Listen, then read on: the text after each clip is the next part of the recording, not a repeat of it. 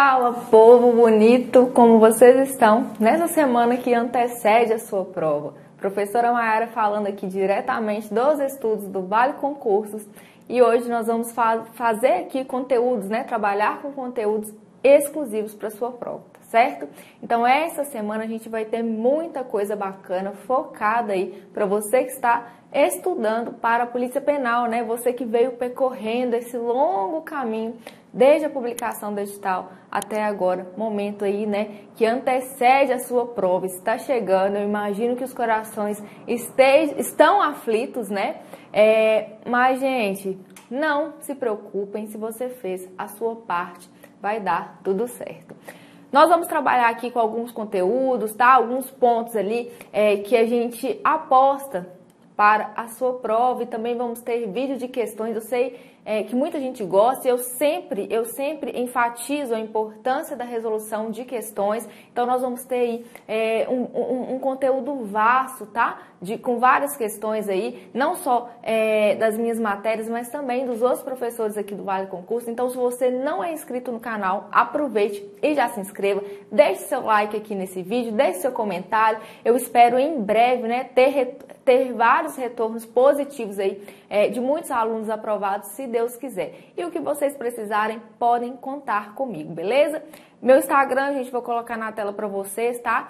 Se vocês ainda têm alguma dúvida nessa reta final, por favor, me procurem lá, pode mandar a sua dúvida, mas não vá para a prova com nenhuma dúvida. Se eu puder ajudá-lo, para mim será um prazer, porque às vezes aquela dúvida que o aluno acha que é bobo, às vezes fica com vergonha de perguntar, e aí acaba, perdendo ali uma questão por besteira e ficando fora da nota de corte, Enfim, não consegue prosseguir aí no concurso. Então, eu não quero que isso aconteça com você, tá certo? Então, pode contar comigo, eu estou aí à disposição, beleza? Pessoal, eu separei aqui alguns conteúdos, tá? Uma forma aí da gente rememorar alguns temas sobre o decreto, sobre a lei de improbidade, sobre o REMP, tá? E eu vou fazer alguns apontamentos, alguns comentários. Então, vamos começar aqui com a nossa aula. Mais uma vez, o Instagram tá na tela aqui. Fiquem à vontade para me chamar lá, tá? E não deixe de se inscrever aqui no nosso canal. Nós vamos começar falando a respeito do decreto, tá?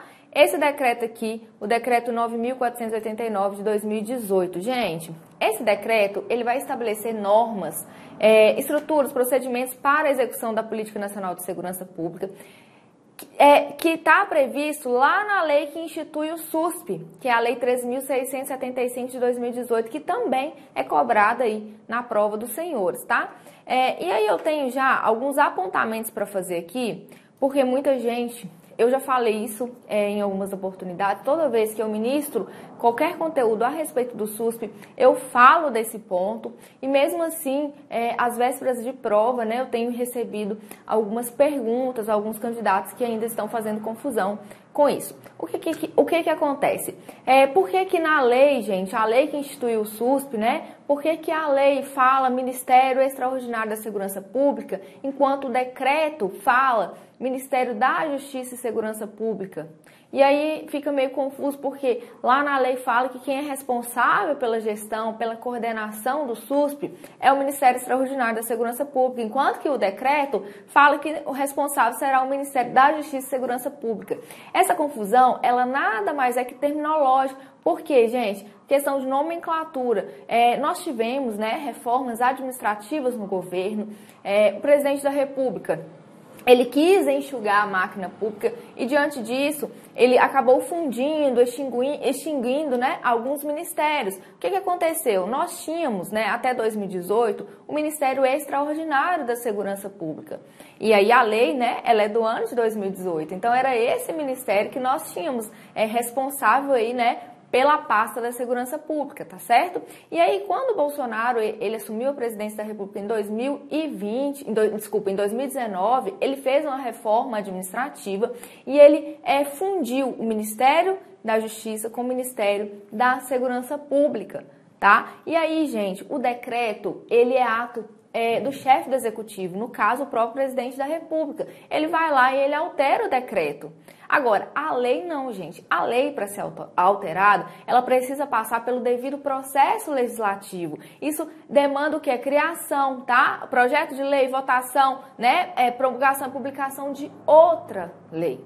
Então, assim, o Congresso Nacional está abarrotado, né, de projetos de leis para serem votados. Então, eu creio que isso aqui não é uma coisa tão urgente que eles vão se preocupar em fazer uma nova lei, em votar uma nova lei para alterar o nome. É somente por esta questão que os senhores verão essa diferença entre a lei que cria o SUSP e entre o decreto que regulamenta o SUSP. Beleza? Feitas essas considerações, eu precisava falar, eu sei que tem gente que já está cansada de ouvir isso, porque eu sempre falo, mas eu repito, porque às vezes alguém que vai ver esse vídeo aqui, que nunca viu nenhum vídeo meu falando sobre o SUSP, verá esse vídeo e vai entender ali, né, vai conseguir sanar essa dúvida, tá joia? Então, nós vimos, né, que esse decreto, ele foi criado para regulamentar a lei, tá? Ele foi criado para dar fiel execução à lei que trata aí da criação, a lei que institui o Sistema Único de Segurança Pública, tá? De acordo com o artigo 2º, a Política Nacional de Segurança Pública ela será implementada por estratégias que garantam a integração, coordenação, cooperação federativa, interoperabilidade, liderança situacional, modernização da gestão das instituições de segurança pública, a valorização, gente, e proteção dos profissionais, isso é muito importante, tá?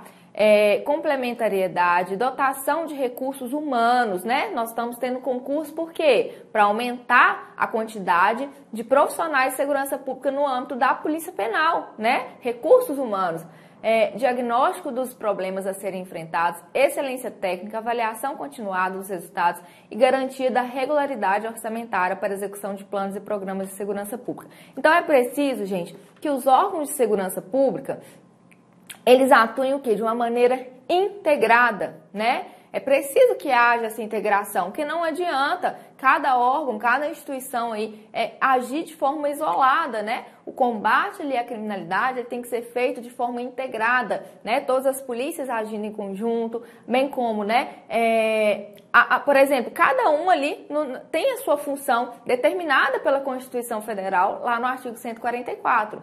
Quando o SUSP foi criado, ele foi criado com base no artigo 144 da Constituição Federal, que trata dos órgãos de segurança pública. Então, essa atuação integrada, ela é muito bacana e ela traz resultados positivos aí, né, no combate à criminalidade. Quando fala aí de valorização do profissional da segurança pública, a gente sabe que os profissionais da segurança pública, eles devem sim ser mais valorizados, ser mais bem remunerados, porque eles estão ali na linha de frente, né, combatendo aquelas pessoas que são vistas como indesejáveis pela sociedade. Então, se o perigo está aqui, todos estão correndo para cá, os profissionais de segurança pública, eles têm o dever, né, de enfrentar o perigo, tanto que quem tem o dever de enfrentar o perigo não pode sequer alegar estado de necessidade, não é mesmo? Isso a gente vê lá no direito penal. Então, pessoal, é isso, essa dotação de recursos humanos, né, investimentos em equipamentos de ponta, armamentos, né, viaturas, recursos humanos, né, contratação ali, aumento do número de pessoal, tá? Isso tudo é muito importante e isso é estabelecido aí pelo SUSP, tá? Aqui, pessoal, nós temos quais são os meios e instrumentos essenciais da Política Nacional de Segurança Pública.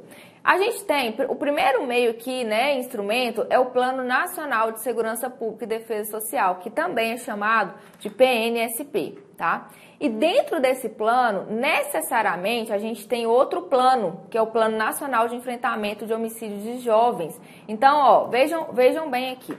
a gente tem o PNSP, que é o Plano Nacional, né? O Plano Nacional de Segurança Pública, e dentro desse plano nós vamos ter o Plano Nacional aí de Enfrentamento de Homicídios de Jovens. Por quê? Por que que eles enfatizam, né, esse plano aí para enfrentar, né, para combater o homicídio aí das pessoas classificadas como jovens? Por quê?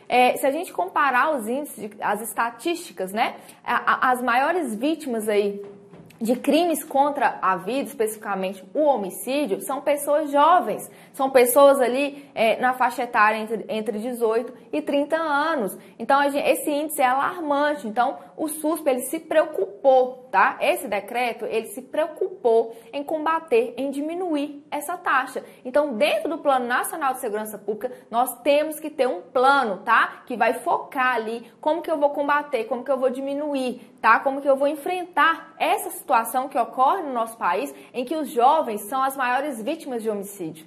Tá certo? Então não se esqueçam, o Plano Nacional de Segurança Pública, ele é um meio, um instrumento aí, tá? Essencial da Política Nacional de Segurança Pública, e dentro dele nós teremos o Plano Nacional de Enfrentamento de Homicídios de Jovens.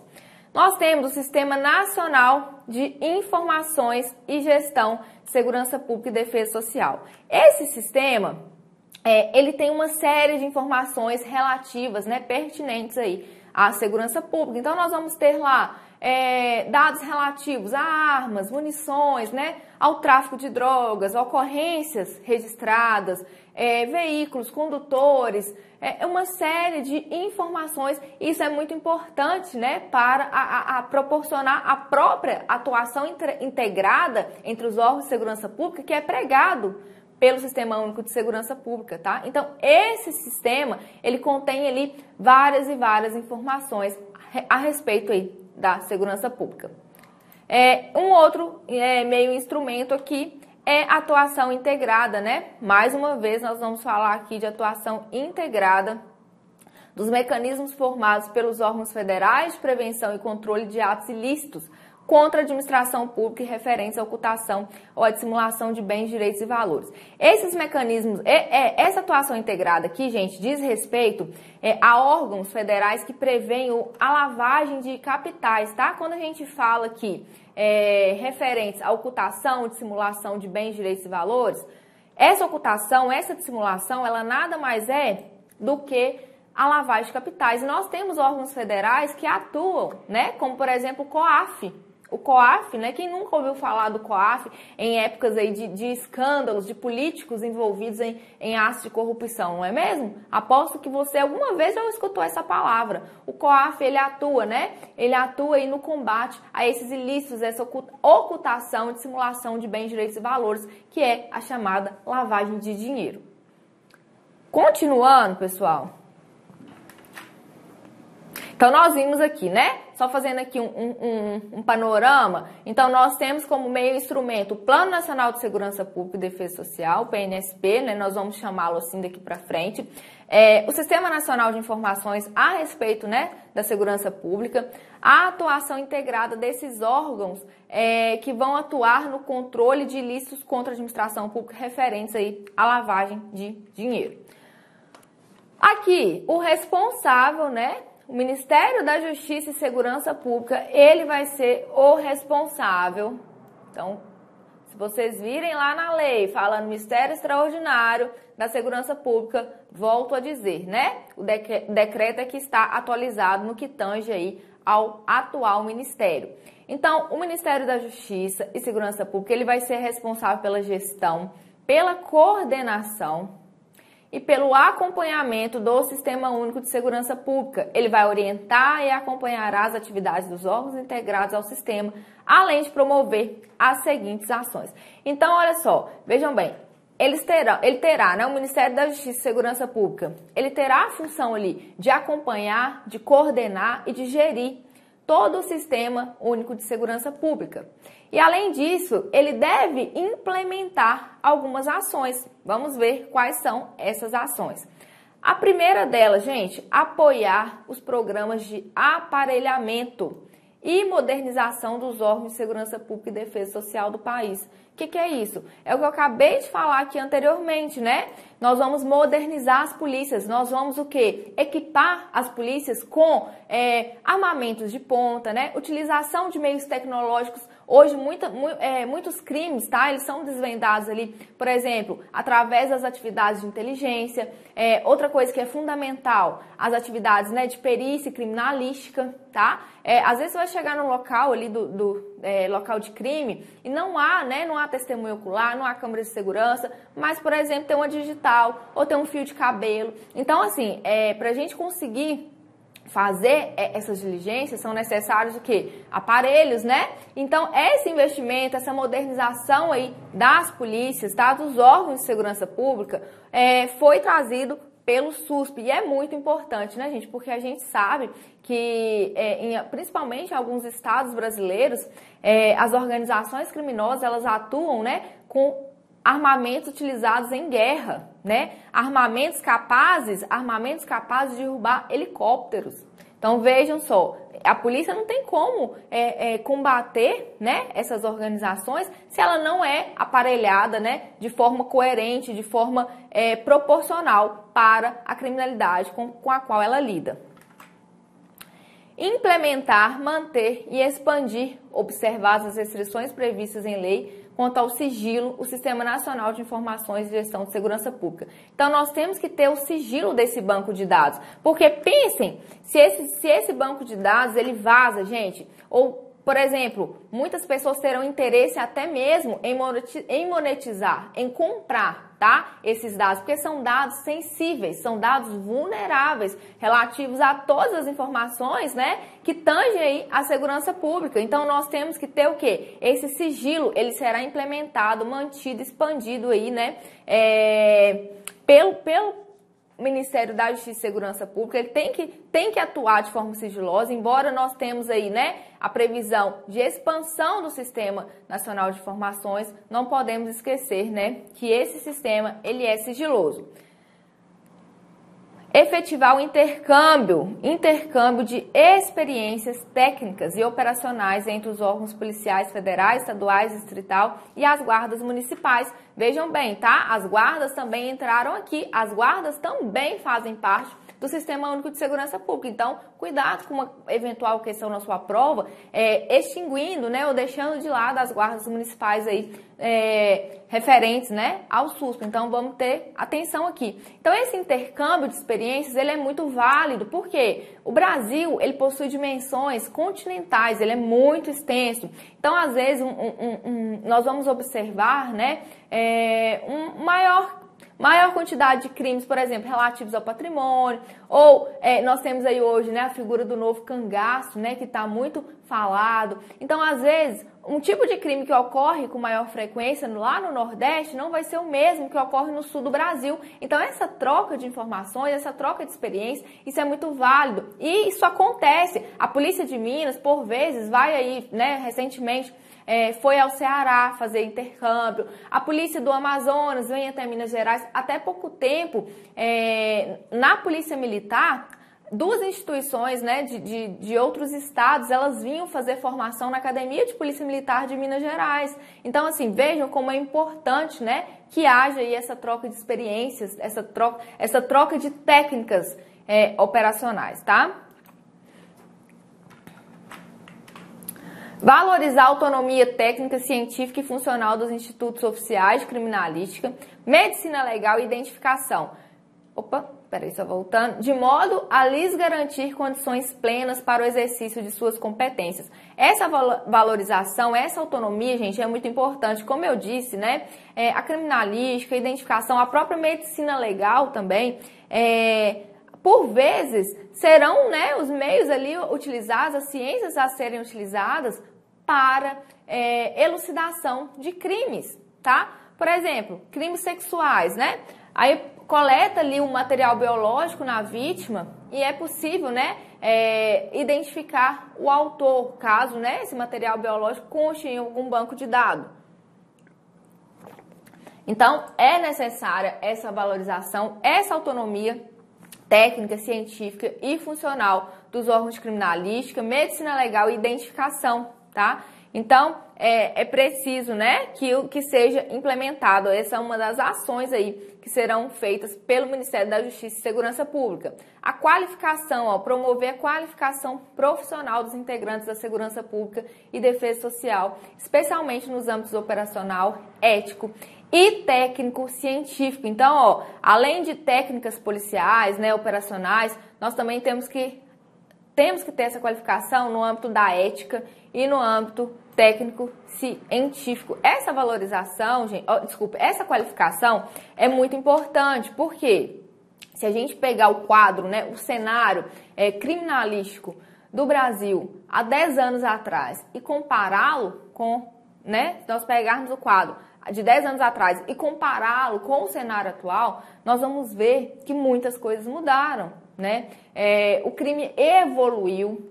Hoje nós temos também a inteligência que a polícia utiliza, né, que os órgãos de segurança pública utilizam para combater o crime, as organizações criminosas por vezes também se utilizam, elas infiltram, né, pessoas dentro dos próprios órgãos de segurança pública, ou elas tentam cooptar, né, pessoas que já atuam ali. Então, utilizam também equipamentos tecnológicos, tá? Então, quando a gente vê, por exemplo, aquelas explosões em caixas eletrônicos, ou que ocorrem em Brasil afora, é realizada uma verdadeira operação, né? Os caras, eles estudam, eles não vão lá do nada, assim, e vão e estouram, não, explodem os caixas, não. Eles planejam aquilo ali, ó, às vezes até meses antes. Eles estudam como eles vão atuar. Então, os profissionais, né, que outrora ali ingressaram nos órgãos de segurança pública, vamos supor, tá lá com 20 anos de carreira. Quando ele entrou e para o momento atual é totalmente diferente. Então é preciso que haja essa qualificação, essa atualização. Nós temos também leis, né, que foram criadas aí para combater abusos de autoridade, né, a lei de tortura. Então, é preciso que haja essa qualificação, tá? Não só no campo operacional, né, no combate mesmo do crime, mas também no âmbito da ética e no âmbito técnico-científico. Elaborar estudos e pesquisas nacionais e consolidar dados e informações estatísticas sobre criminalidade e vitimização. Então, esses dados, essas informações estatísticas aí sobre a criminalidade e a vitimização é que vão possibilitar, né, que a gente faça uma comparação. Quando vocês escutam aí nos noticiários, a taxa dos crimes contra o patrimônio aumentaram 20% em relação ao mesmo período do ano passado. Isso é feito com base em dados estatísticos. A questão da vítima, né? Como que a gente sabe que as maiores vítimas de homicídio são jovens? Né? Nós utilizamos também dessas estatísticas, tá? E assim por diante. Quem são as maiores vítimas de crime sexual? São as mulheres. Por quê, gente? As estatísticas demonstram. Beleza? Então, essa também será uma ação aí. Coordenar as atividades de inteligência de segurança pública e defesa social integradas ao sistema brasileiro de inteligência, né? A atividade de inteligência ela é muito importante, porque às vezes o combate ele nem vai ocorrer, o crime ele nem vai ser sequer, né? Nem vai sair ali do âmbito da preparação, não vai nem adentrar na fase de execução. Tudo porque foram utilizadas técnicas de inteligência e foi possível, né, se antecipar aos criminosos. Desenvolver doutrinas de inteligência policial, né, para que seja de fato colocada em prática essas atividades de inteligência. Agora a gente vai falar do Plano Nacional de Segurança Pública e Defesa Social. Gente, quem vai elaborar o PNSP, que é o nosso Plano Nacional de Segurança Pública, é o Ministério da Justiça e Segurança Pública, tá? É ele quem vai elaborar. Então, hoje, né, o que nós temos aí é o Ministério da Justiça e Segurança Pública e ele é o responsável pela elaboração do PNSP. Dentro do PNSP, né, mais uma vez, vamos ter o Plano Nacional de Enfrentamento de Homicídios de Jovens, tá? Além de estabelecer estratégias, metas, ações e indicadores. Então, essas estratégias, gente, o que vai ser adotado, né? Nós estamos com a taxa de feminicídio muito alta no Brasil. Então, vamos estabelecer aqui estratégias para combater, né? Vamos criar uma lei que vai punir esses crimes. Vamos tornar o feminicídio crime hediondo, né? Qual é a meta? A gente quer diminuir esse índice, né? As ações que serão colocadas em práticas e os seus indicadores, tá? E atenção aqui quanto ao prazo de duração do PNSP, gente. O prazo de duração dele é de 10 anos, tá? Então, nós vamos ter um prazo de duração aqui de 10 anos, contados da data da publicação, tá? Então, cuidado para não falarem que é data da aprovação, qualquer outra coisa que não seja publicação. Eu sei que essas questões de prova, elas acabam privilegiando quem tem facilidade em decorar. Mas, infelizmente, gente, esse é o artifício, né? O maior artifício utilizado por bancas. A Selecom, ela tem esse perfil, tá? Então, assim, eu tenho que falar isso com vocês, que infelizmente aqui vocês terão, né, que usar ali o poder de memorização. A gente tem que lidar com essas situações, tá? Concurso público é assim, nem sempre as questões elas irão medir conhecimento, às vezes elas só vão medir a capacidade do candidato ali de decorar mesmo, tá? Então, vamos ter atenção aqui, 10 anos da data da publicação. Ele deve ser estruturado em ciclos de implementação de 2 anos, tá? Então, ele necessariamente terá o quê? 5 ciclos de implementação, tá? O prazo, cada 10 anos, nós teremos um Plano Nacional de Segurança Pública, que vai ser contado da data da publicação. Ele vai ser estruturado em ciclos de implementação de 2 anos. Então, nós vamos ter 5 ciclos de implementação. O Sistema Nacional de Acompanhamento e Avaliação das Políticas de Segurança Pública e Defesa Social. Ele criou, gente, o decreto ele cria uma comissão chamada de Comissão Permanente, tá? Essa comissão permanente, ela vai fazer o quê? O acompanhamento e a avaliação das políticas de segurança pública e defesa social, e ela tem a função de coordenar a avaliação e os objetivos das metas do PNSP. Nós vimos o quê? Que no PNSP nós vamos ter o quê, né? Nós não vimos que nós vamos ter estratégias, ações, indicadores, né? Então, quem vai avaliar se isso está sendo cumprido será a comissão permanente, tá? Então, a comissão permanente, ela é criada para acompanhar, para avaliar se o que foi estabelecido lá dentro do Plano Nacional de Segurança Pública de fato está sendo cumprido, de fato está sendo alcançado. Então, essa comissão permanente, ela será composta por 5 membros, tá? Então, isso aqui é uma informação importante. Então, aqui, ó, ela vai ser composta por 5 membros, 5 representantes, titulares e suplentes, indicados e designados pelo Ministro de Estado da Justiça e Segurança Pública. Então, esses 5 representantes, eles vão ser indicados pelo Ministro da Justiça e Segurança Pública. Também caberá ao Ministro da Justiça e Segurança Pública escolher o presidente da comissão. Então, nós vamos ter 5 representantes e também um presidente, tá? Todos eles serão indicados aí pelo Ministro de Estado da Justiça e Segurança Pública. O mandato deles vai ser de 2 anos. É possível, né? Aí é admitida uma recondução, que significa que eles podem ter mais um mandato por 2 anos, tá, gente? A recondução é possibilidade de mais de um mandato por igual período. Então, o mandato será de 2 anos, pode ter um novo mandato por mais 2 anos, então, no total, os representantes podem ficar até 4 anos aí, né, fazendo parte da comissão permanente.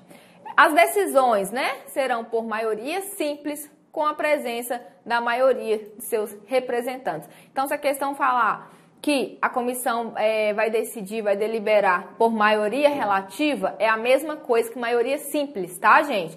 Porque eu fiz uma questão falando sobre isso e coloquei maioria relativa e muita gente acabou errando por não saber que a maioria relativa era sinônimo de maioria simples. Então, fica aí a dica para vocês, tá? Aqui nós temos o conselho, gente, que vai gerir o sistema de informações, tá? Nós vamos ver qual é a composição. Por quê? Como a gente viu, esse sistema, ele possui o quê? Muitos dados vulneráveis, muitos dados sensíveis. E alguém tem que ser responsável, né, pela gestão desse sistema. Então, a gente vai ter várias informações lá, né, sobre ocorrências, sobre vítimas, sobre o próprio sistema prisional, tá? Então, nós vamos ter um conselho responsável pela gestão desse Sistema Nacional aí de Informações. E como é feita a composição desse conselho? Aqui a gente tem, ó, ele vai ser composto por 4 representantes do Ministério da Justiça e Segurança Pública. Então, são 4 representantes, pessoal. 4, tá? Não são 5. Desses 4, um vai ser ligado à Diretoria de Gestão e Integração de Informações da Senasp, tá? Um vai ser ligado à Senasp, que é a Secretaria Nacional de Segurança Pública. Um vai ser do DEPEN, que é o Departamento Penitenciário Nacional. Um vai ser da Polícia Federal e um vai ser da PRF. Então, nós vamos ter 4 representantes do Ministério da Justiça e Segurança Pública. Um da Diretoria de Gestão e Integração de Informações da Senasp, um do DEPEN, um da PF e um da PRF. Vamos ter um representante do Ministério da Mulher, da Família e dos Direitos Humanos. Esse ministério também foi criado aí pelo governo Bolsonaro, tá? E 5 representantes dos estados ou do Distrito Federal. E esses 5, pessoal, que vão representar aí os estados ou DF, serão um de cada região geográfica. Por isso que são 5. Nós temos 5 regiões geográficas no Brasil, né? Norte, Sul, Sudeste, Nordeste, tá? Então, aqui o Centro-Oeste, então nós vamos ter um de cada região geográfica. Eles serão escolhidos por eleição pelos gestores dos entes federativos de sua região. Então, essa aqui é a composição, tá? Essa é a composição do Conselho Gestor do Sistema Nacional de Informações. Eles também terão um mandato, tá? Eles terão um mandato de 2 anos. E também é admitida uma recondução, ou seja, esse mandato pode ser de 2 anos, eles poderão ter mais um mandato por até 2 anos também, beleza? Então, pessoal, eu acho que a gente já passa para o próximo... Não, aqui a gente continua ainda. Então, vamos lá, vamos ver. Sistema Nacional de Informações de Segurança Pública, prisionais, de rastreabilidade de armas, de munições, que é D, tá? Peraí, deixa eu apagar aqui, escrever.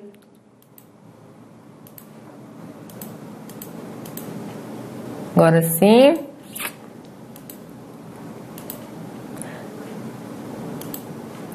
Aqui é D, viu, povo? Isso, de munições, de material genético, de digitais e de drogas. O que vai constar, gente, nesse Sistema Nacional de Informações de Segurança Pública, prisionais, de rastreabilidade de armas e munições, de material genético, digitais, de drogas, sem prejuízo de outros definidos por seu Conselho Gestor. Então, além disso aqui tudo, o Conselho Gestor pode definir também outras informações.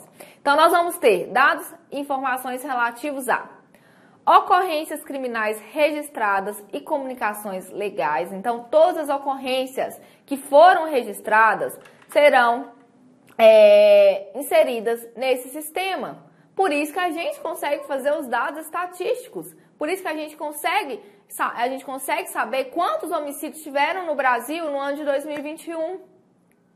Quantos homicídios tiveram no Brasil no primeiro trimestre de 2022.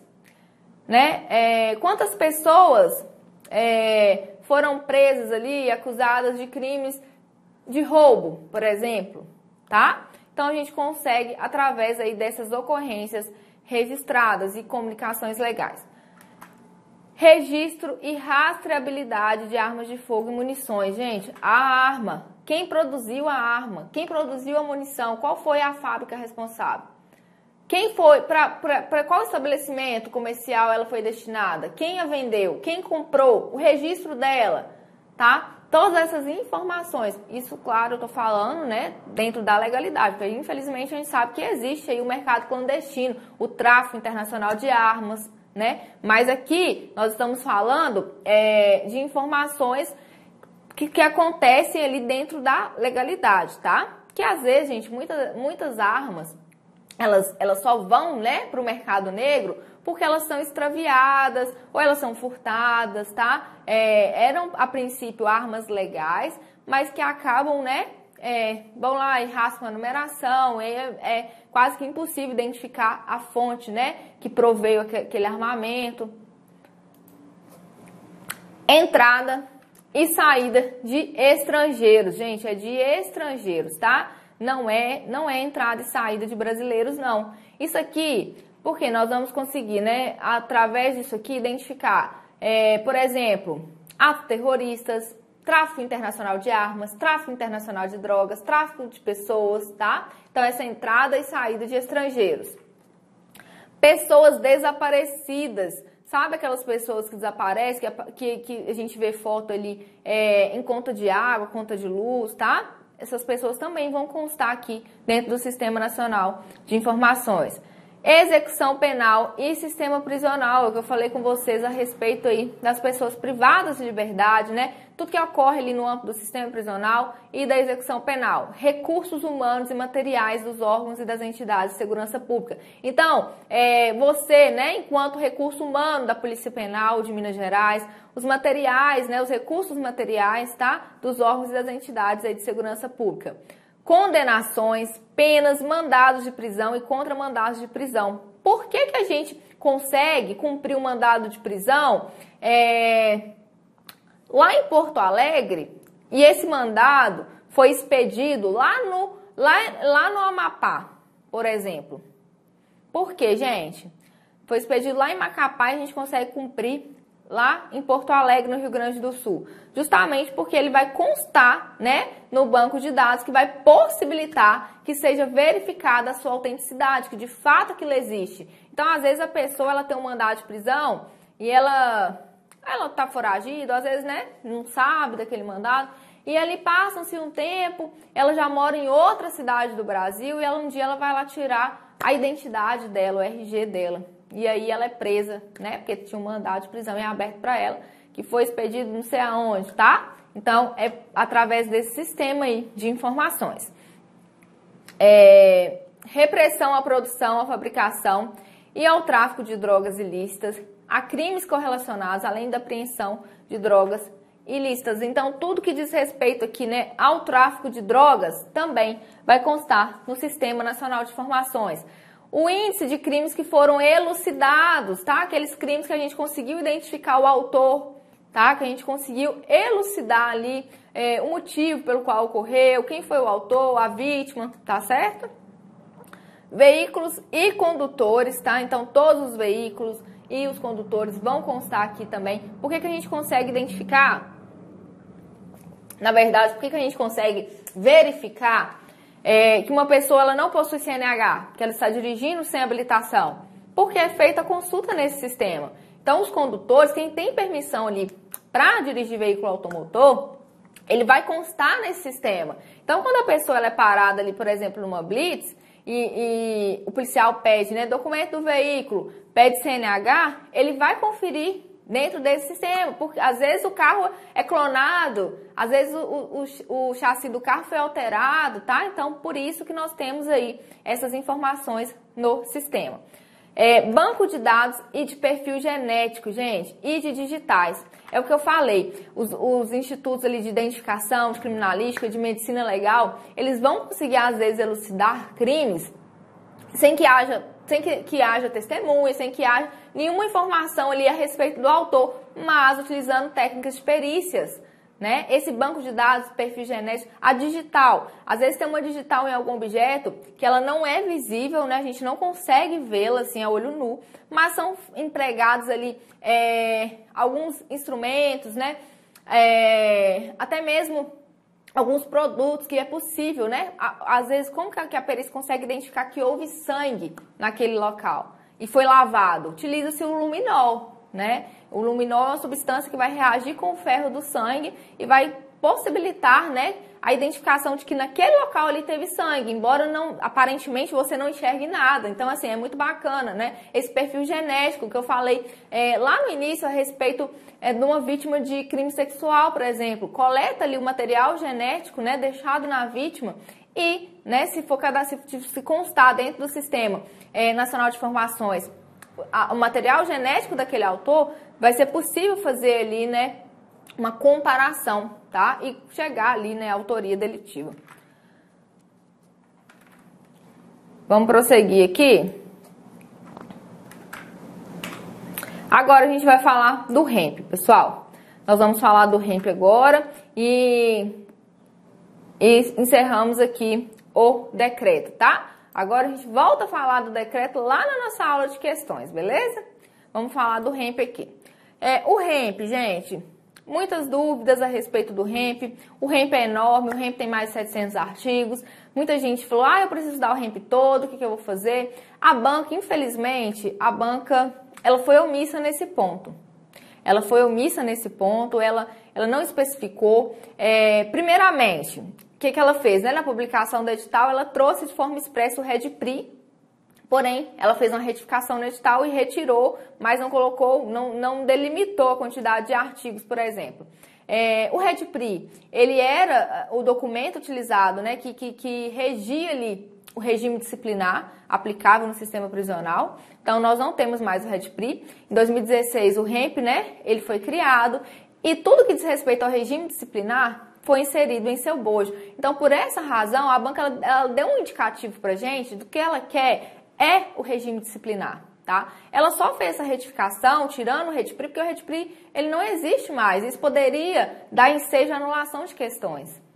Então, assim, o que eu sempre falei, os alunos do Vale Concurso, a gente disponibilizou alguns outros conteúdos, né, a respeito do REMP, eu cheguei a falar de outros assuntos, mas eu sempre disse assim, por quê, gente? A pertinência temática com a prova, de fato, é o regime disciplinar. Se a gente analisar as últimas provas, até mesmo o processo seletivo, sempre foi cobrado alguma coisa do antigo REDPRI, tá? Ou essa parte que tangencia aí o regime disciplinar. Então, por esse motivo, né, a gente aposta que a banca ela vai se ater mesmo a esse assunto.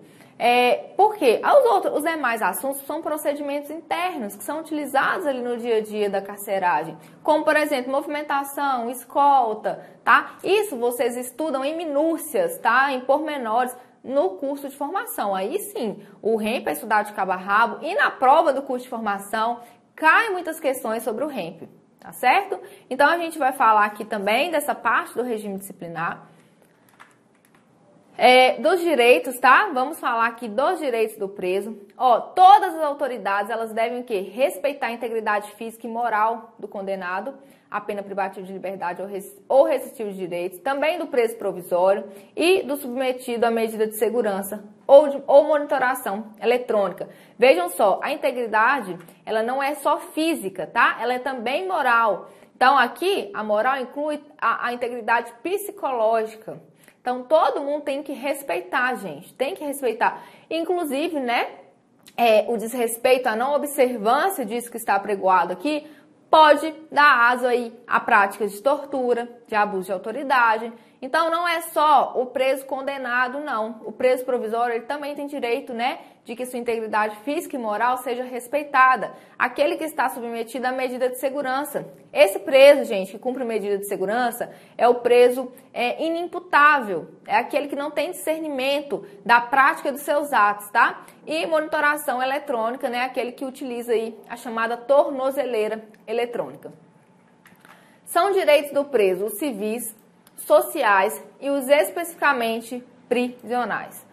Ele vai conservar todos os direitos que não haja perdido ou que não lhe tenham sido suspensos por força, olha só, força de lei, sentença ou ato administrativo. E aqui eu chamo a atenção porque isso aqui caiu na minha prova, gente. Lá em 2012, eles colocaram que o preso conservaria todos os direitos que ele não tivesse perdido por força de sentença ou de lei. E extinguiu, né? Não falou nada sobre os atos administrativos. E a sanção disciplinar, ela nada mais é do que um ato administrativo, tá? Ela é um ato administrativo que deriva do poder disciplinar que o Estado tem sobre o preso enquanto custodiado, beleza? Então, vamos nos atentar com essa supressão de palavras que pode, né, desvirtuar todo o sentido ali da frase e tornar a alternativa incorreta. Então, ele conserva todos os direitos que ele não tenha perdido por força de lei, sentença ou ato administrativo. Os direitos prisionais derivam da relação jurídica constituída entre o preso e a administração prisional, que aqui incide, né, o poder disciplinar. São benefícios, gente. Os benefícios, nós temos apenas 2 benefícios, tá? Então, é bem tranquilo de você saber aqui quais são os benefícios. O primeiro é o elogio.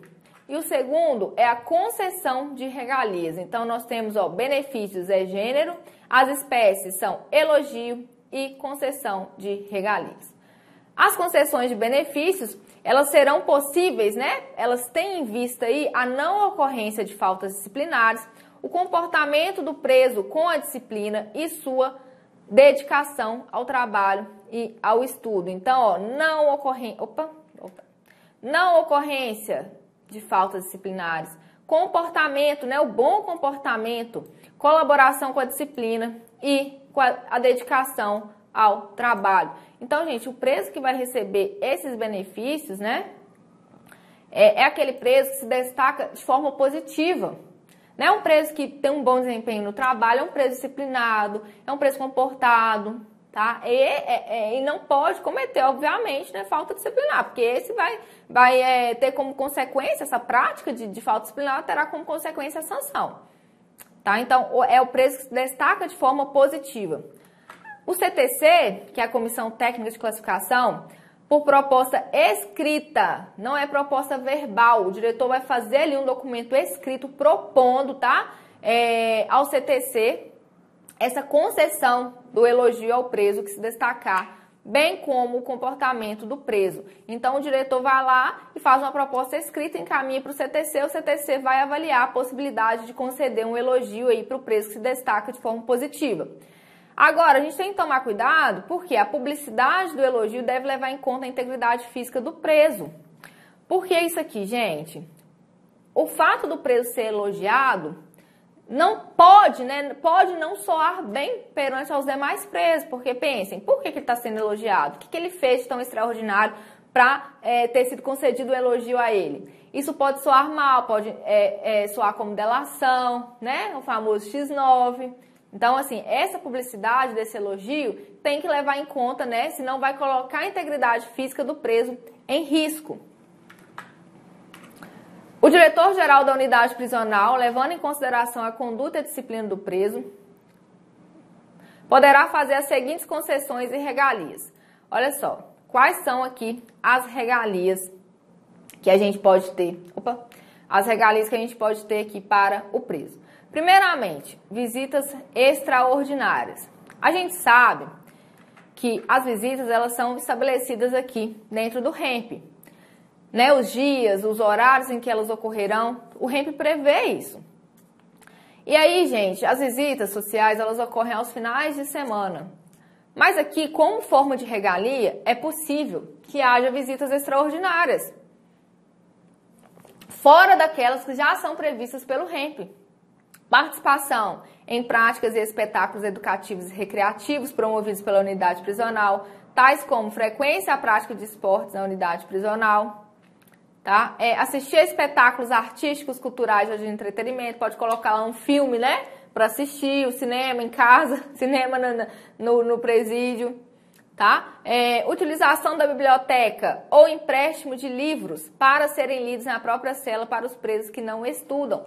Porque, gente, o preso que não estuda, ele não pode utilizar o livro na cela. O preso que estuda, o preso que está lá no programa de remissão por leitura, sim, ele pode. Mas o preso que não se enquadra em nenhuma dessas situações que eu falei, ele não tem permissão. Mas aqui, isso pode ser concedido a título de regalia, tá? A utilização do livro na própria cela para o preso que não estuda. Outra informação importante: utilização de aparelhos de rádio e de televisão de propriedade do preso, tá? Olha só, não é o Estado que fornece o rádio e a televisão, não. É a família do preso, né? A propriedade desse rádio, dessa televisão, será do próprio preso. E ele pode utilizar na cela. Isso, gente, é regalia. Então, vamos tomar cuidado, porque isso não é direito. O preso não tem direito de ter televisão e rádio na sua cela, não. Isso é regalia. Isso vai ser concedido, ok, se a disciplina estiver ok, se o comportamento estiver ok, se o desempenho no trabalho estiver bom. Então, isso pode ser, da mesma forma que pode ser concedido, pode ser retirado, tá? Então, a gente tem que ter atenção a isso aqui, porque às vezes as pessoas acham, rádio e televisão é o mínimo, né? Como é que vai passar o tempo se não tem nada para fazer e tal? mas não é direito, é regalia. Então, vamos tomar cuidado com isso aqui, tá?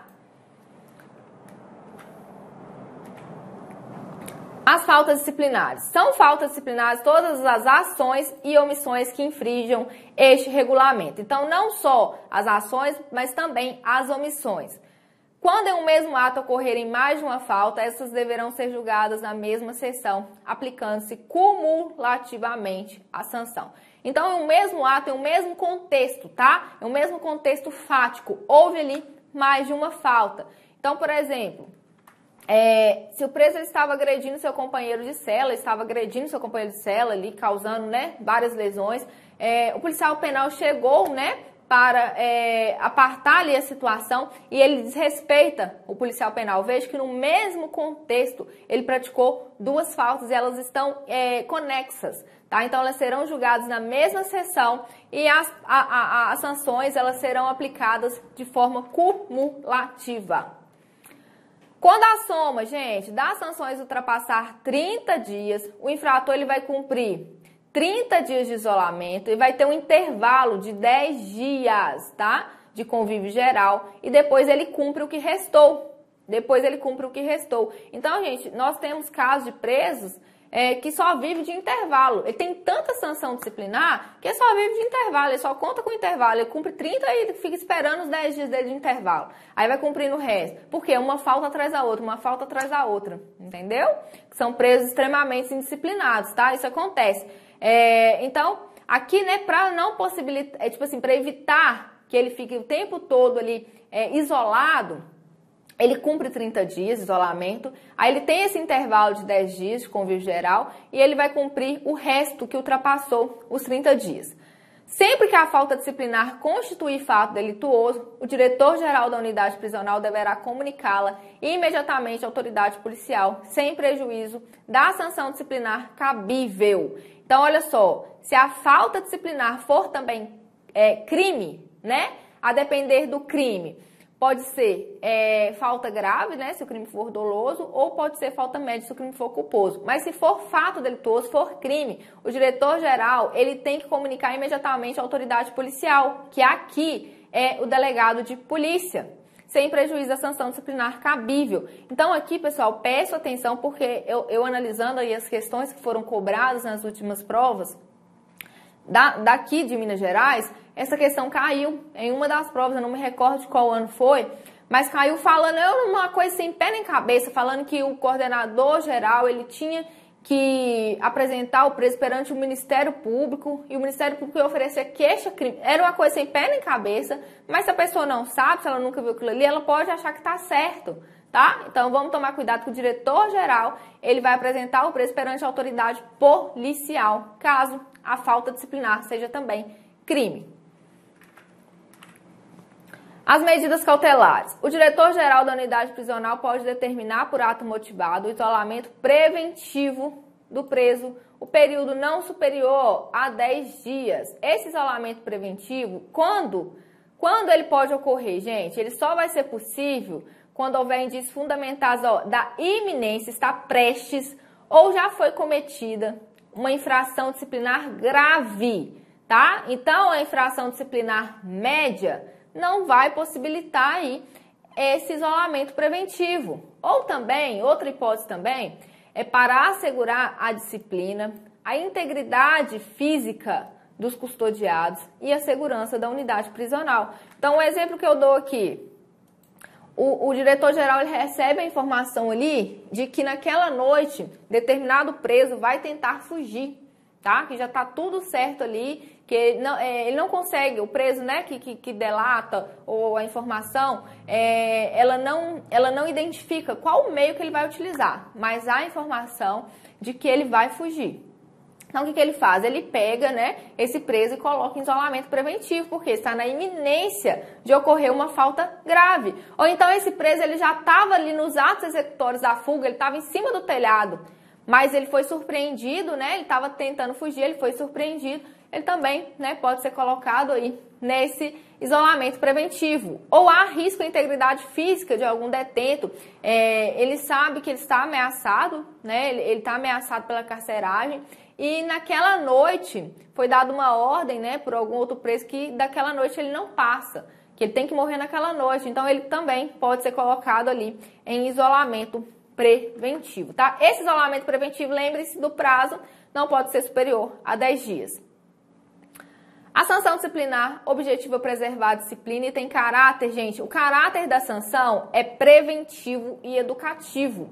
Prestem atenção nisso aqui, que vocês não estão vendo caráter punitivo. E a gente é levado a pensar que se a pessoa praticou a falta disciplinar, ela tem que ser punida. Então, o caráter da sanção é punitivo. Não. Então, vamos ter cuidado com isso aqui de prova, gente. Por quê? O caráter aqui é preventivo. Significa dizer o quê? Prevenir para que novas infrações, né, novas faltas disciplinares não aconteçam. E é educativo, que é educar o preso que cometeu a falta. Falar, meu filho, não faça mais não, senão você vai sofrer as consequências aqui, tá? Mas não é punir, tá? Não é punitivo, é preventivo e educativo.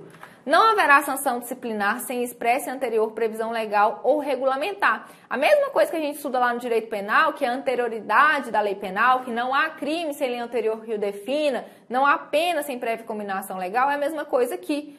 Não pode ter falta nem sanção sem expressa e anterior previsão legal ou regulamentar. Então, se o fato foi praticado hoje e não era falta, eu não posso virar amanhã e falar que a partir de agora e todos os atos que foram praticados anteriormente serão punidos. Não, tá? Tem que ser anterior. São proibidos como sanções disciplinares os castigos corporais, tá? Não pode ter castigo corporal. Chicotada, chibatada, clausura em cela escura. Sanções coletivas, gente, não pode ir lá, se não conseguiu identificar, né, o autor da falta e punir a cela toda, não pode ser sanção coletiva, bem como toda punição cruel, desumana, degradante e qualquer forma de tortura. A gente sabe que a tortura é expressamente vedada, né? Isso é um direito fundamental do ser humano, não pode ser torturado, tá? Essas sanções, né, cruéis, desumanas, degradantes, não podem ser aplicadas. Então, não pode bater, torturar para que a pessoa confesse, né, que ela praticou a falta, ou enfim, não pode. Aplicam-se os presos infratores as seguintes sanções disciplinares. Então, nós temos aqui a primeira sanção.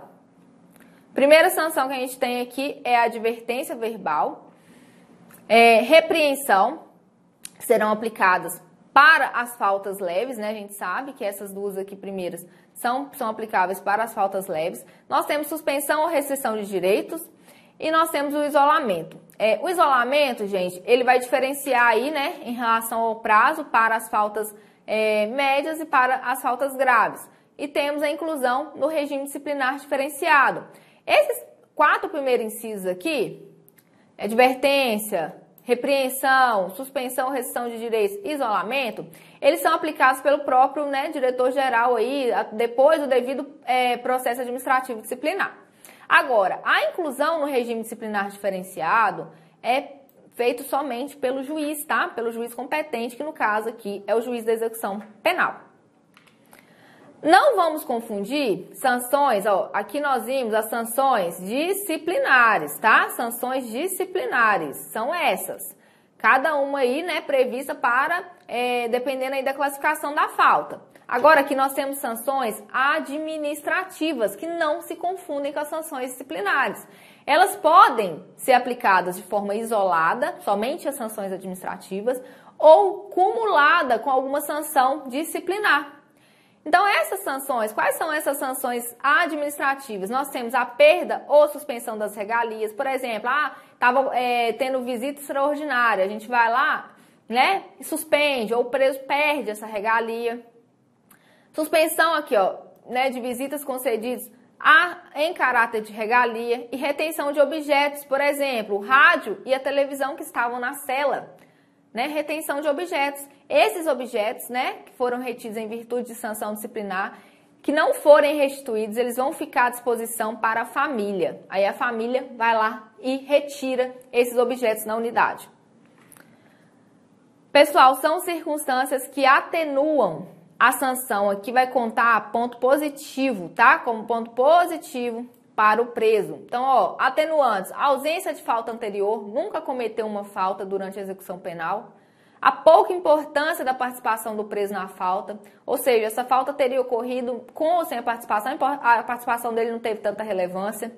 Confissão espontânea, ele confessou que foi ele o autor, como que ocorreu, tá? Ele colaborou, né, para que fosse elucidada a falta. E ele cometeu a falta por motivo de relevante valor social ou moral. A mesma coisa, a gente tem um homicídio privilegiado lá no direito penal, né? Quando o autor ele comete aí um dos motivos, né? Ele pratica o fato ali por motivo de relevante valor social ou valor moral. Aqui vai ser uma atenuante da sanção. E são circunstâncias que agravam. Enquanto a atenuante conta como ponto positivo, a agravante, né, vai contar como ponto negativo, tá? Vai piorar ali a sanção. Então, a reincidência não é a primeira vez que ele pratica falta disciplinar, ele é reincidente em falta disciplinar, tá? Vai agravar aí a sanção. Ele coagiu, ele induziu outros presos à prática da falta. Ele praticou a falta em virtude da confiança nele depositada, ele abusou da confiança, ele trabalhava lá internamente e ele tinha uma certa margem de confiança, né, que os outros presos não tinham, ele tinha acesso a algumas áreas que os outros presos não tinham e abusando dessa confiança, ele utilizou dos equipamentos de trabalho dele para cortar o alambrado e fugir, tá? Abuso de confiança. Ele agiu em concurso, em coautoria com outro preso. Então, aqui, concurso, gente, é a mesma coisa que coautoria, tá? E aí, isso vai agravar a situação. A prática de falta em local público. Tá lá no hospital e praticou a falta. Tá lá no fórum para uma audiência e praticou a falta. Ou em qualquer local público. Será considerado reincidente o preso que tiver cometido qualquer outra falta disciplinar. Então, ele não precisa ser reincidente. Vamos supor, agora ele está praticando falta grave. Anteriormente, ele tinha praticado uma falta leve. Ele vai ser reincidente. Não precisa ter a mesma gravidade do que a falta que foi praticada atualmente. Qualquer falta disciplinar que ele tenha cometido vai ser considerada reincidência. A punibilidade da sanção vai se extinguir em 12 meses, tá? Se ele fugir, esse prazo vai interromper e volta a contar a partir da data da recaptura. A sanção vai ser correspondente à falta, vai ser observados os atenuantes e as agravantes, não pode ficar incomunicável, né? Não é permitida a incomunicabilidade do preso durante o isolamento, ele pode receber atendimento, ele pode receber, por exemplo, ele pode parlamentar com seu advogado, ele não pode ficar totalmente incomunicável. Aqui, gente, são hipóteses em que o conselho ele deve absolver o preso, necessariamente ele deve absolver o preso. Se não existir prova do cometimento da infração, não tem prova que aquela infração ocorreu, foi provado que o preso não participou do fato, tá? Ele conseguiu mostrar que naquele momento ele não se encontrava no local onde a falta foi praticada, ou houver dúvida, né, da sua participação, que na dúvida deve-se absolver, né, o réu, em dúvida pro réu, ou o fato não está previsto como falta disciplinar. E também se ocorrer a prescrição, né, passou-se aquele 12 meses lá, prescreveu, então aqui o conselho tem que absolver o preso. Também será absolvido o preso que tenha praticado a falta quando ele, em legítima defesa própria de terceiros, cumprimento de ordem não manifestamente ilegal, tá? Cuidado aqui para não tirarem essa palavra e colocar cumprimento de ordem manifestamente legal, e aí você lê rápido e passa despercebido. Em situação de inexigibilidade de conduta diversa ou coação irresistível, ou seja, qualquer pessoa, ele estava diante de uma coação, que qualquer pessoa na mesma situação agiria, né? Praticaria a falta, agiria da mesma forma.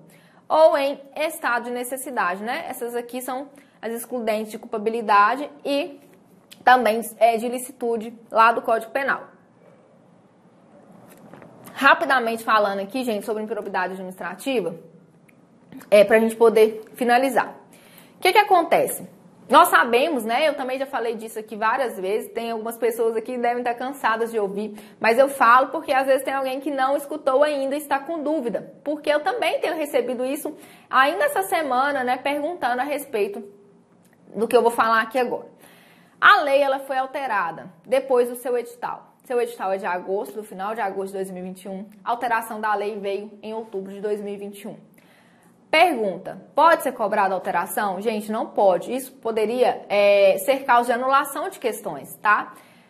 O que acontece? Situação semelhante ocorreu com a Polícia Civil de Minas Gerais, que teve prova em dezembro de 2021. O edital da PC, ele foi 2 semanas anterior à alteração da lei. E a FUMARC, ela é tradicional em cobrar improbidade administrativa. Ela realizou concurso para 5 cargos, gente. Médico legista, perito, investigador, escrivão e delegado. E nenhum dos cargos ela cobrou questão de improbidade administrativa, para não dar aso à anulação de questões. Então, se a Selecom ela for uma banca coerente, a gente espera que seja, ela também, né, o melhor a se fazer é não cobrar. Porque a lei ela foi substancialmente alterada, isso é fato. Só que a gente tem que estudar a lei como ela se encontrava no momento em que seu edital foi publicado. Então, muitos alunos falam, você está estudando a lei desatualizada. Gente, mas o motivo, né, a justificativa é o que eu estou falando aqui agora. A gente tem que trabalhar com a lei como ela se encontrava no momento que seu edital foi publicado. Então, se você entrar lá no site do Planalto, você vai ver que foi muito alterada. Mas, né, é o cenário que a gente tem. Então, eu sempre explico isso. Então, assim, no melhor, né, dos mundos, a Selecom sequer cobraria improbidade administrativa na sua prova. Mas a gente tem que trabalhar aí com todas as possibilidades. É por isso que a gente estuda a lei de improbidade, né, como ela se encontrava no momento que seu edital foi publicado, beleza? Então, feitas essas considerações iniciais, eu vou falar com vocês aqui. Esse tema de improbidade, ele pode ser alterado. Porque isso aqui, gente, ó, o artigo 37, parágrafo 4º. Ó, a improbidade, ela não é ilícito penal, ela não é crime. Para começar, né, ela não é crime. Muita gente acha que é crime, mas não é crime. Não tem nenhuma pena privativa de liberdade. Então, não é crime. Ela foi prevista aí pela própria Constituição, nesse artigo 37, parágrafo 4º, que fala que os atos de improbidade administrativa importarão suspensão dos direitos políticos, perda da função pública, indisponibilidade de bens e o ressarcimento ao erário na forma e gradação previstas em lei. Então, a gente tem aqui, ó, ressarcimento de bens, ressarcimento ao erário, indisponibilidade de bens, suspensão dos direitos políticos e perda da função pública. É o RISP, tá? Então, isso aqui pode ser, né, que seja cobrado, porque isso está na Constituição. Isso aqui não foi alterado, tá? Então, assim, a gente espera, né, que a banca seja coerente, ela pode cobrar essa questão aqui, pedindo quais são, né, as penalidades previstas aí para os atos de improbidade. Então, são essas aqui, né, ressarcimento ao erário, disponibilidade de bens, suspensão dos direitos políticos e perda da função pública.